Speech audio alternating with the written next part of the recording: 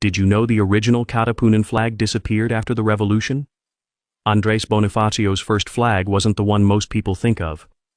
It was made of blood-red cloth, painted with a single white letter, K, the symbol of the Katipunan secret brotherhood. But as the revolution grew, new flags were made, some with 3 Ks in a row, others with suns, swords, or skulls, each carried by different Katipunan factions.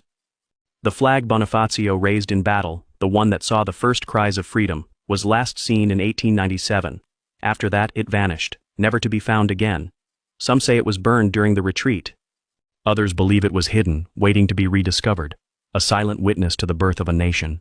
The only thing that remains is its legacy, a red banner of courage that continues to inspire every Filipino heart that still dares to fight for freedom. So if this story moved you, hit like, drop a comment, and subscribe for more untold truths of Philippine history. Did you know the Philippines almost had a different name? And before you say, wait, didn't we already talk about this? This one's different from the first video I made about how the Philippines got its name. If you've been following my page, you'll know what I mean. Before it was called the Philippines, our islands had many names, each one marking a different chapter in our history. When Magellan arrived in 1521, he called the islands the archipelago of St. Lazarus because he landed here on the saint's feast day. Later, other explorers called it Las Islas del Poniente, the islands of the West. It wasn't until 1543 that Ruy López de Villalobos named the islands Las Islas Filipinas in honor of Prince Philip of Spain, who would later become King Philip II. But here's the twist. After independence, some leaders wanted to rename our country Maharlika, a word symbolizing nobility and freedom. In the end, the name Philippines remained, a reminder of our colonial past, but also of how far we've come as a nation. So the next time you say, I'm Filipino, remember, that name carries centuries of struggle, identity, and pride. If you love stories like this, hit like, drop a comment, and don't forget to subscribe for more hidden truths of Philippine history. Did you know that priceless letters from the Philippine Revolution were almost lost forever because someone tried to sell them online? In 2024, several historic documents from 1898 suddenly appeared on eBay. Among them were letters written by revolutionaries Eugenio Daza, Ladislao Diwa, and Teodoro Sandico, names we barely hear in history class, yet vital in our nation's freedom story. These weren't just random notes. They contained reports from the Lubang Islands, updates about revolutionary activities, and even early attempts to create a Tagalog orthography, a new way to write Filipino words using native sounds instead of Spanish rules. Imagine that. The foundation of our written language, almost lost to the internet. Thankfully, Filipino historians and concerned citizens discovered the listings and immediately alerted the National Library of the Philippines, who stepped in to reclaim the documents before they were gone forever. A few clicks could have erased a piece of our identity. But history was saved, at least this time. If this story surprised you, hit like, comment, subscribe, and share, because our past still has truths waiting to be unmasked. Did you know the original Philippine flag, the one first raised on June 12, 1898, mysteriously vanished after the revolution? Emilio Aguinaldo himself said the flag was lost somewhere in Pangasinan while he was retreating from American forces. Other stories claim it was hidden in Nueva Vizcaya, and a few legends even say it was sealed inside a cave in Nueva Ecija to keep it safe from capture. But none of those versions were ever confirmed. To this day, no one knows exactly what happened to the original flag sewn in Hong Kong by Marcela Agoncillo, her daughter Lorenza, and Delfina Herbosa de Natividad.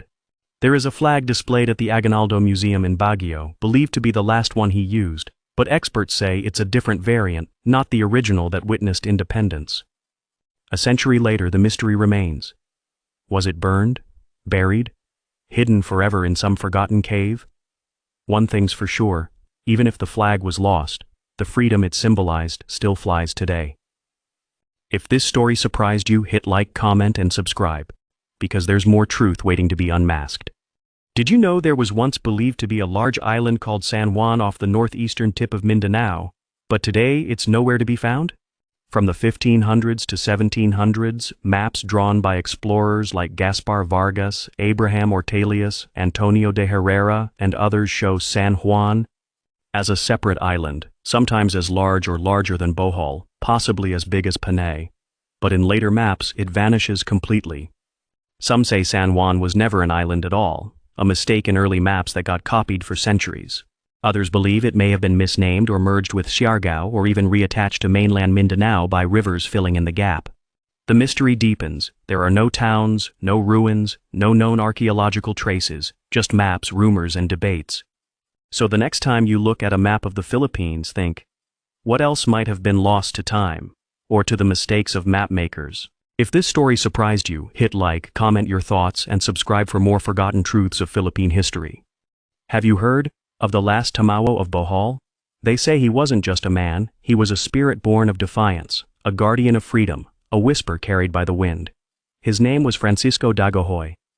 When injustice fell upon his brother, Dagohoy rose, not with an army, but with a promise, that no foreign power would ever own the soul of his people. Deep in the mountains of Bohol, he built a world untouched by the empire, a free land that stood for 85 long years. And when his body faded, the wind carried on his fight. Some say when the night is quiet, you can still feel him there, the last Tamawo, guarding his mountains.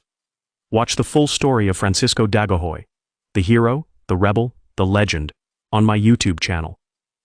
In February 1945, Manila, the Pearl of the Orient, became the battleground for one of the most brutal urban battles of World War II.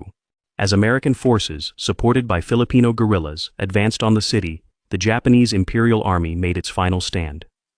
For a month, Manila was ravaged. The battle turned into a deadly street-to-street fight. American artillery and aerial bombardments left the city in ruins.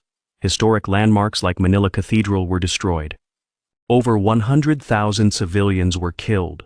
Filipinos endured massacres, executions, and unimaginable violence. The city was left in ashes, its people traumatized but determined to rebuild. Though the Battle of Manila played a pivotal role in the Pacific War, it remains largely forgotten. But the resilience of its people tells a story of strength that should never be overlooked. Manila, though destroyed, rose from the ashes, embodying the spirit of the Filipino people in the face of tragedy.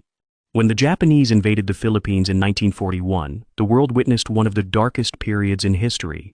But while the battles raged on the front lines, an invisible war was being waged by ordinary Filipinos, brave guerrilla fighters who risked everything to resist the occupation. These unsung heroes formed secret resistance groups, gathering intelligence, sabotaging Japanese supply lines, and fighting in covert operations, all while facing brutal reprisals from the enemy. With limited resources, they were the backbone of the Philippine resistance, fighting not just for survival, but for freedom. Cooperating with American forces, they helped orchestrate the eventual liberation of the Philippines. But their bravery and the lives lost in the process are often forgotten in the history books. Today, we remember them. The Filipino guerrilla fighters of WW1, heroes whose sacrifices helped shape the Philippines' freedom and independence. Like, share, comment, and subscribe for more.